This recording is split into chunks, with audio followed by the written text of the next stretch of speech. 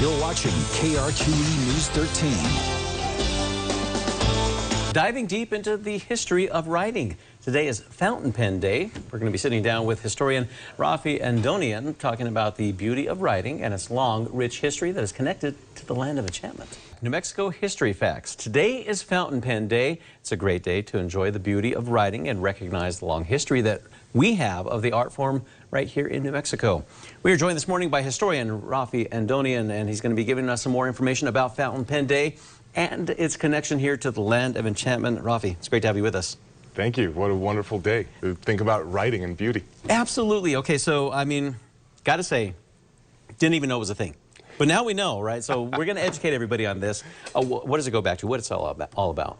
Well, pens, they go back about 5,000 years, right? So you have these different forms of pens over time. You have the dip pen, and the dip pen is used with a variety of things. Like, for example, there's straw that used to be used as a drip pen, which is known as a stylus because it has a rod and a rounded tips, which is what that is known as. But then, of course, most people think of the feather pen when they think of historic pens, right? Which is known as a quill.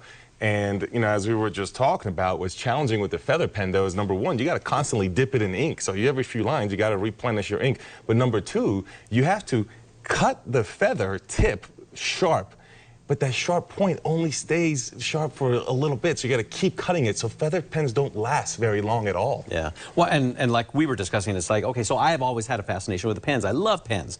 And the same thing is, I was like, okay, I tried it one time, and it felt so rough on the paper, I couldn't like really make the letters like cursive-like, and it just felt awful because we're spoiled with ballpoint, right? But that was crucial to getting it on the ink on the paper. It is, and I would call that a type of a reservoir pen. So you have the dip pens, anytime you have to dip into ink, right? Then you have the reservoir pen, which is what the fountain pen is. The fountain pen is a type of reservoir pen, which means that the ink has a reservoir in there. Now the reservoir is, you know, it comes up more recently. I would say, you know, we said pens go back 5,000 years, but it's only in the last few hundred years there's experiments with reservoir pens, and it doesn't really take off till about 150 years ago. My favorite story about that is a Romanian student is in Paris in the 19th century, and he can't keep up with the notes of his when he's in class with his professor because of the constant dipping. So he created this reservoir pen, which I think is a foundation to the fountain pen today. That's the closest thing to it. And you know, when he got the patent in France, what they said about that? In the patent, it says that it recharges itself with ink. So think about that, a pen recharging with ink. Ahead of their time.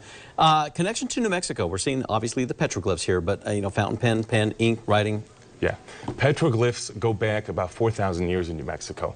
Often you hear them, you know, referred to as rock art, you hear it referred to as Indian graffiti or representations of nature. I would say that none of that is true. The National Park Service says very similarly. What I think of with the petroglyphs is a form of writing, and the reason is because they are powerful cultural symbols that signify identifying maybe a clan that was there, a tribe, or maybe a journey person, a location that they were at.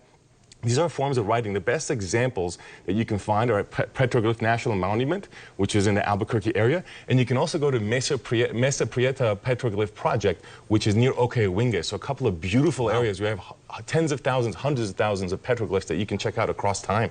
And that's kind of the thing with the written work and written works that are left behind when somebody passes, because you're holding on to it and it's a part of them that they're leaving behind, right? It is. It's a direct connection. Think of a journal that you write to your future self, or think of letters from the battlefield. How many of those we've seen or heard of that are really powerful? Autographs. Or think of autographs on sports memorabilia that makes you feel connected to the athlete, right? There's so many ways to think about it. My favorite one is this one right here. This is a beautiful fountain pen made of the wood that was part of the tree that witnessed Abraham Lincoln deliver the Gettysburg Address. Seriously? When it was struck by lightning, I was working there. I was a park ranger at Gettysburg National Military Park. And I was able, because of the inside, you know, being part of the park there with the disposed wood, to get this pen made, a fountain pen, from the wood that witnessed Lincoln deliver the Gettysburg Address. Think about the connection there to the past. So it's not always just the writing. Sometimes it's the device itself. You may have pens in your family that have passed through generations. Sometimes the pen itself that's valuable too. Exactly. And we see that with presidents, with, you know, government officials they pass along. Amazing stuff. Real quick here, Raffi, where can we find more information? celebrityhistorian.com is where you can find information about me. Or if you want to visit the sites that we mentioned here in New Mexico, I really encourage going and seeing these. Mesa Prieta Petroglyph Project, you can look that up. Or of course the Petroglyph National Monument, which is a National Park Service site. Visit those places, check them out. There you go, Fountain Pen Day, mark it down and celebrate it any way you can. Raffi, thanks for joining us, appreciate it. Thank you.